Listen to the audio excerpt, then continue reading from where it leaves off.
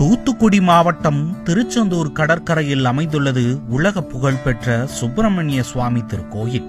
சங்க இலக்கியங்களில் பாடப்பெற்ற இக்கோயிலில் ஆவணி திருவிழா நேற்று கொடியேற்றத்துடன் கோலாகலமாக தொடங்கியது.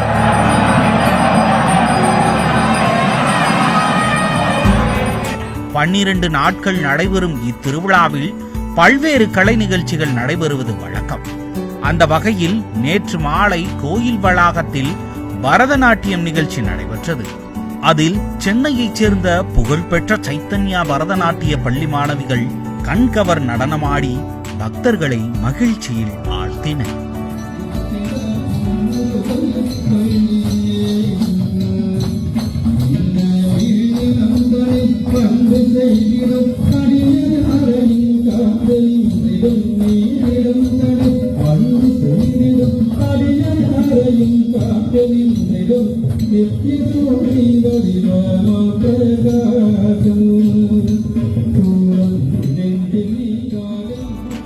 குறிப்பாக முருகனை கொண்டாடக்கூடிய சூரசம்ஹார நிகழ்வை முன்னிறுத்தி மாணவிகள் ஆடிய பரதம் பார்வையாளர்களை வெகுவாக கவர்ந்தது.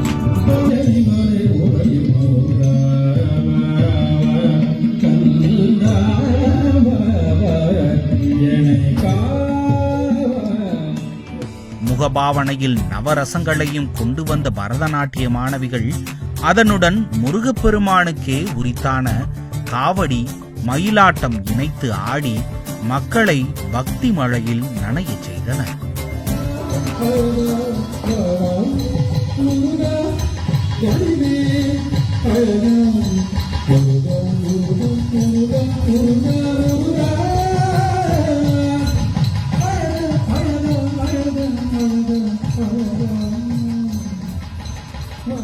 இது குறித்து நடனப்பள்ளியின் குருவான நாட்டிய கலாரத்னா ஸ்ரீமதி ராஜேஸ்வரி சுந்தரராமன் ஈடிவி பாரத்திற்கு அளித்த பேட்டியில் 30 ஆண்டு கால கலைப்பணியில் திருச்செந்தூர் முருகன் கோயிலில் கலை நிகழ்ச்சி நடத்த வாய்ப்பு கிடைத்தது பெரும் பாக்கியம் என்று அகம் மகிழ்ந்தார்.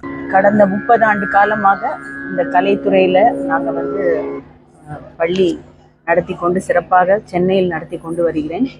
பத்மஸ்ரீ கே தண்டாயுதபாணி பிள்ளை அவர்களின் வழிகாட்டுதல் பேரில் இன்று என்னுடைய மாணவர்கள் இன்று இந்த ஆவணி திருவிழாவை முன்னிட்டு திருச்செந்தூரில் எங்களுடைய நாட்டிய நிகழ்ச்சியை நடத்த வந்திருக்கின்றோம். ஒரு அருமையான வாய்ப்பு.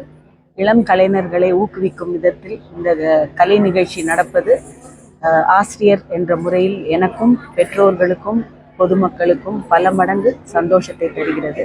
எல்லாம் வல்ல அந்த முருகனின் திருவருளால் எல்லோரும் நலம் பெற வேண்டும் என்று வாழ்த்துகிறேன். நன்றி, வணக்கம்.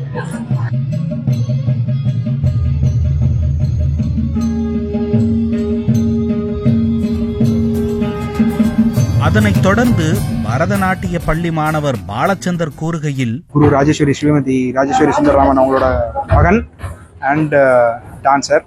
நான் அவங்க சைத்தன்யா ஸ்கூல் ஆஃப் பரதநாட்டியமில் நான் கிரியேட்டிவ் ஹெட்டாக இருக்கேன். ஸோ இது சைத்தன்யா ஸ்கூல் ஆஃப் பரதநாட்டியம் திருநெல்வேலியில், சென்னையில் ஒரு 15 இயர்ஸாக நாங்கள் கிளாஸ் நடத்திட்டு இருக்கோம். இனிஷியலாக திருநெல்வேலியில் இருந்தோம். எங்கள் நேட்டிவ் எல்லாமே திருநெல்வேலிங்கிறதுனால திருநெல்வேலியில் இருந்தது. இப்போது ஒரு 15 இயர்ஸாக சென்னையில் வச்சு கிளாஸ் நடத்திட்டு இருக்கோம். எங்களோட நேட்டிவ் திருநெல்வேலி. எங்கள் அம்மா இடங்களில் நிறைய ப்ரோக்ராம்ஸ் நிறைய விதவிதமான ப்ரோக்ராம்ஸ் பண்ணியிருக்கோம். அம்மா கிட்டத்தட்ட ஒரு 100 சலங்கு பூஜைக்கு மேலே பண்ணியிருக்காங்க. ஒரு 20 அரங்கேற்றம் மேலே பண்ணியிருக்காங்க. அண்ட் நாங்கள் மலேசியா, சிங்கப்பூர், அதுக்கப்புறம் மதுரை மீனாட்சி அம்மன் டெம்பிள், இப்போ நாங்கள் திருச்செந்தூர் வந்திருக்கோம். திருச்செந்தூர் எங்களுக்கு ரொம்ப ஒரு பெரிய கனெக்ட் இருக்குது. ஏன்னா பிகாஸ் எங்களுக்கு எங்கள் அம்மாவுக்கு ரொம்ப பிடித்தமான ஒரு கடவுள். ரொம்ப வருஷத்துக்கு அப்புறம் நாங்கள் கிட்டத்தட்ட ஒரு 13-14 வருஷத்துக்கு அப்புறம் நாங்கள் திருச்செந்தூர் வரோம். ஸோ இது அவருடைய அருள், அவருடைய அனுகிரகம்னால தான் இங்கே இன்னைக்கு இது நடந்திருக்கு. எல்லாருமே பார்ப்போம். நீங்கள் டான்ஸை பார்த்துருந்தீங்கன்னா தெரியும். காவடி எடுத்திருக்கோம். நிறைய முருகன் சம்பந்தமான விஷயங்கள் நிறைய இதில் பண்ணியிருக்கோம். காவடி எதுக்கு எடுக்கிறோம் பார்த்தீங்கன்னா முருகனை வேண்டிக்கிட்டு தான் நாங்கள் எடுத்திருக்கோம். ஸோ இந்த ஒரு பக்தியை முருகன் மேலே இருக்கக்கூடிய பக்தியை வெளிப்படுத்தணுங்கிற ஒரு பெரிய ஒரு விதமாக நாங்கள் காவடி, மயிலாட்டம் இது எல்லாத்தையுமே நாங்கள் கொண்டு வந்திருக்கோம். அதே மாதிரி காவடி, மயிலாட்டம் இதெல்லாம் பார்த்தீங்கன்னா நம்ம தமிழ் ஃபோக்லோரில் வரக்கூடிய ஒரு முக்கியமான ஒரு ஆட்டங்கள். ஸோ இதை மையப்படுத்தணும் அப்படிங்கிறது, இதை முன்னோடி கொண்டு வரணும் அப்படிங்கிறதுக்காக நாங்கள் காவடி, மயிலாட்டம் எல்லாமே எடுத்துட்டு வந்திருக்கோம். இன்னும் நிறைய ஷோஸ் பண்ணுவோம். Thank you so much for the opportunity. நன்றி.